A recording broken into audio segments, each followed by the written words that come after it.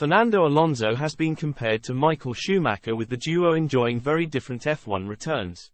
Fernando Alonso may have been stronger in his 40s than Michael Schumacher because he never had a complete shut-off from racing, according to ex-British F1 star David Coulthard. Schumacher walked away from F1 in 2006 before returning to the sport with Mercedes in 2010. However, the German wasn't up to scratch with just one pole position and one top-3 finish in 3 years.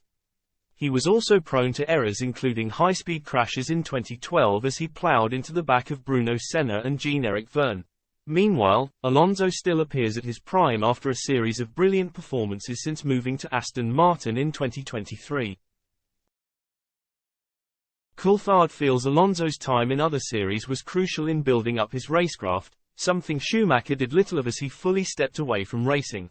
Coulthard told the Formula for Success podcast, "When Alonso stepped away from Formula One the first time, he went straight into sports cars, IndyCar, he did the Dakar, he's got a kart track and you see him out testing his karts at his facility in Spain."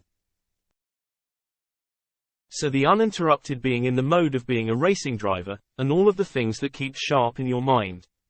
There's the expression, "Don't let the old man in." If you let the old man or the old woman in, that, ultimately, is what you end up becoming.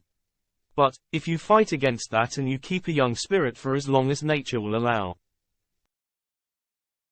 Alonso left McLaren at the end of the 2017 season but quickly found competitive seats in other championships.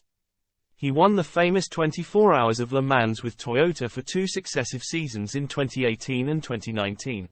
Alongside this, he picked up the FIA World Endurance Championship with the Japanese squad and tried his hand at Dakar and IndyCar.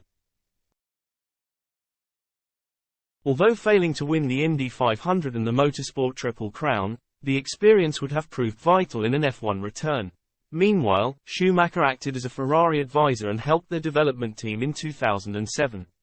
He was set to return after Felipe Massa's injury at the 2009 Hungarian Grand Prix but was forced out due to a neck injury he received in a motorcycle accident.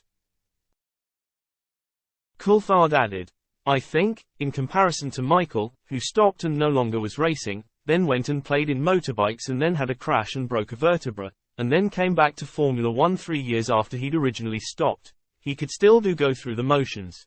He was still an incredible individual, but he just wasn't as good as he had been before he was in his 40s and the clock had moved."